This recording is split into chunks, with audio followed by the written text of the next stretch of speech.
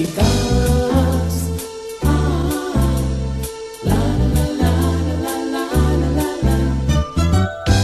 ¿Qué tal, amigo y amiga? Estamos de nuevo en el Instituto Bíblico del Aire, su cita de cada día con la Palabra de Dios. Hoy continuamos estudiando el Nuevo Testamento. Le invitamos a buscar su Biblia, papel y lápiz para un mejor provecho de este estudio. Ya Alberto Valle está listo con la clase de hoy.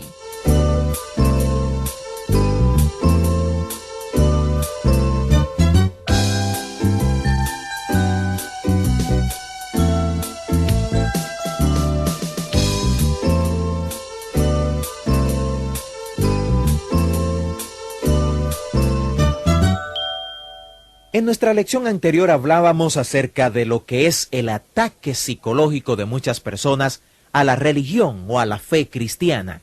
Personas que están proponiendo que servimos a Dios porque tenemos ciertos intereses o porque estamos recibiendo algunos beneficios de parte de Dios. La pregunta que le planteamos en nuestra lección anterior ¿es esto cierto? ¿Está usted siguiendo o sirviendo al Señor porque tiene intereses o porque sencillamente puede utilizar a Dios como un servicio a su beneficio? ¿O puede por el contrario usted decir a Dios, Señor, ¿qué tú quieres que yo haga?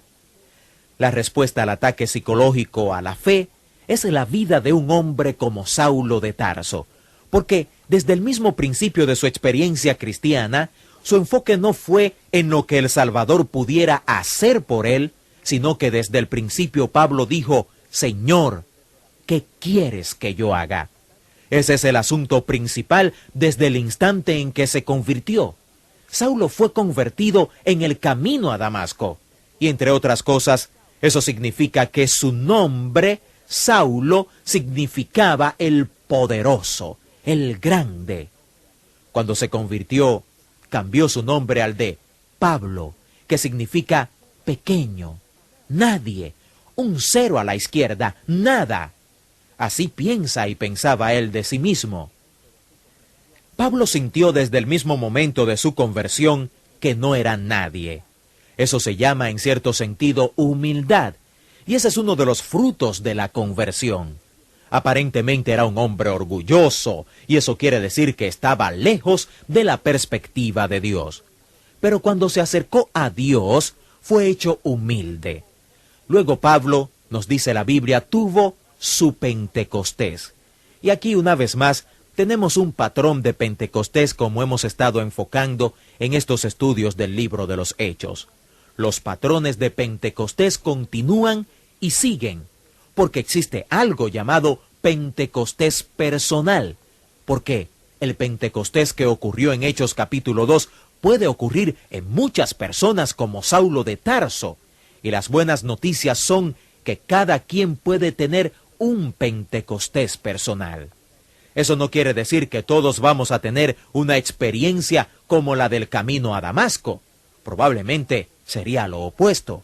Usted tendrá la experiencia que Dios quiera que tenga, y cada quien tendrá una experiencia diferente con Dios.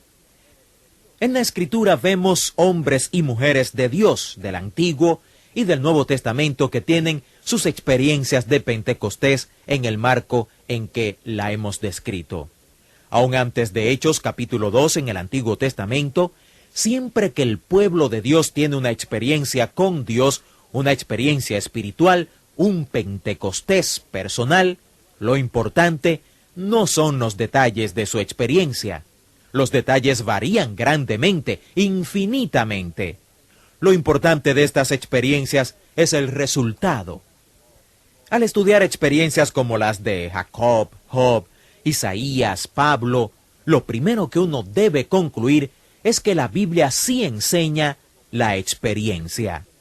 Es asombroso como hay muchas personas que dicen que eso es sencillamente subjetivo cuando uno habla sobre una experiencia. Ahora, por supuesto que son subjetivas. Jesús dijo, Dios es espíritu, y los que le adoran deben adorarle en la dimensión espiritual, si es que le van a adorar de verdad. Eso es subjetivo. Lo importante no son los detalles. Señor, ¿qué quieres que yo haga? Tenemos la gran tentación de hacer la voluntad de otras personas. Complacemos a nuestra esposa, a nuestro esposo, a nuestros padres, a nuestros hijos, a las personas que admiramos, a las personas con quienes nos sentimos obligados, a las personas que nos pagan un salario. Siempre estamos sirviendo a alguien, haciendo la voluntad de alguien. Y la verdad instructiva de esta pregunta es que debemos querer hacer la voluntad del Señor y hacer su voluntad. Señor, ¿qué tú quieres que yo haga? Si ponemos el énfasis de esa pregunta en la palabra haga, ¿ha notado usted cuánto tiene la Escritura que decir sobre hacer? El apóstol Pablo es el que nos dice que no somos salvos por lo que hacemos. Esto es muy importante. No somos salvos por las buenas obras. Si uno fuera salvo por las buenas obras, ¿cómo sabría uno cuándo ha hecho suficiente? Y si uno fuera salvo por las obras, entonces, ¿para qué murió Cristo en la cruz? Dios puso al cielo en bancarrota cuando Jesús fue a la cruz para que nosotros pudiéramos ser salvos. Y cuando uno dice que uno puede ser salvo por las obras, uno le está diciendo a Dios, gracias, pero no necesito eso. Realmente no tuviste que enviarlo a morir en la cruz, porque yo pude hacerlo por las buenas obras. Pablo nos dice que no somos salvos por obras, pero eso no quiere decir que no hay nada que hacer. La Escritura tiene mucho que decir sobre hacer y hacer buenas obras, no para ser salvo, sino porque somos salvos. Hay mucho que hacer. Otro lugar interesante donde poner el énfasis de esa pregunta es, Señor, ¿qué quieres que yo haga? Recuerde, al final del Evangelio de Juan, Pedro siempre se había estado ufanando del hecho de que él iba a morir por Cristo, y aparentemente Jesús le pasó la mano por su hombro y le dijo la forma de su muerte. Si la tradición es certera, eso significa que el Señor le pasó el brazo por el hombro a Pedro y le dijo, Pedro, tú vas a tener el gozo de morir crucificado por mí y será con la cabeza hacia abajo. Pedro es tan humano que cuando el Señor le dice eso, le dice, ¿y él? Señalando a Juan. Y Jesús le dijo, si yo quiero que él viva hasta que yo regrese, ¿qué es eso para ti? Lo que él le está diciendo a Pedro es, eso no es tu problema, Pedro. Tú sígueme. No es lo que es tu voluntad, Pedro. Es, Señor, ¿qué quieres que yo haga? Esa es una pregunta que todos nosotros debemos hacernos. Como resultado de su conversión y continuando con el caso de Pablo, el apóstol Pablo nos dice que él fue enderezado. Y note que por todo el resto del libro de Hechos, especialmente cuando está predicando, él cuenta la historia de su experiencia, pero note cómo él pone énfasis en el resultado de esa experiencia. Él hace esto muy bien en su carta a los Filipenses. En el 3er capítulo de Filipenses, él lo pone de esta forma, hablando en términos de contabilidad. Él dice, cuando conocí a Jesucristo en el camino a Damasco, es como si él hubiera tomado mis libros y los hubiera volteado hacia arriba o hacia abajo, dependiendo de su teología de la conversión. Las cosas que estaban en la columna de ganancias terminaron en la columna de pérdidas, y las cosas que estaban en la columna de pérdidas terminaron en las de ganancias. Él sencillamente cambió todos mis libros. Pablo tenía algunas cosas que realmente valoraba cuando conoció a Jesús, pero cuando lo conoció llegaron a significar nada, menos que nada. Y las cosas que él no valoraba llegaron a ser su magnífica obsesión. Uno de los resultados de la conversión de Pablo fue su obsesión por hacer lo que Dios quería que él hiciera. En la segunda parte de Hechos, capítulo 9, el Señor va donde un discípulo llamado Ananías y le pidió que fuera y bautizara a Saulo de Tarso. Es muy interesante que cuando el Señor comisionó a Ananías para bautizar a Saulo de Tarso, y Ananías comenzó a objetar porque Saulo de Tarso había estado matando a los cristianos, el Señor, para superar estas objeciones de Ananías, le mostró su voluntad para la vida de Saulo. Él le dijo: Él es mi vaso escogido. Él llevará mi nombre ante reyes y gobernadores, ante los gentiles, ante los judíos. Esto es muy interesante.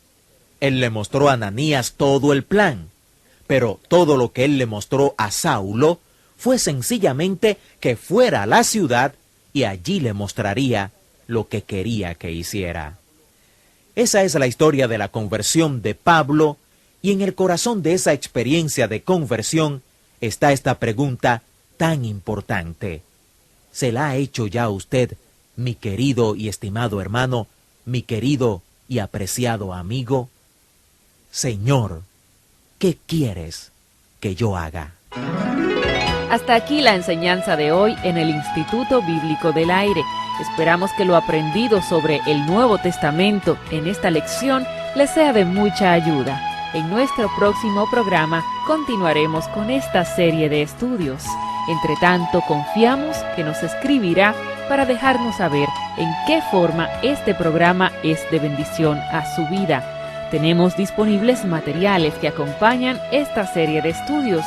Esta es nuestra dirección: Instituto Bíblico del Aire, apartado 2805, Miami, Florida, 33265, Estados Unidos. Y el correo electrónico iba@transmundial.org. Dios le bendiga y hasta nuestra próxima clase.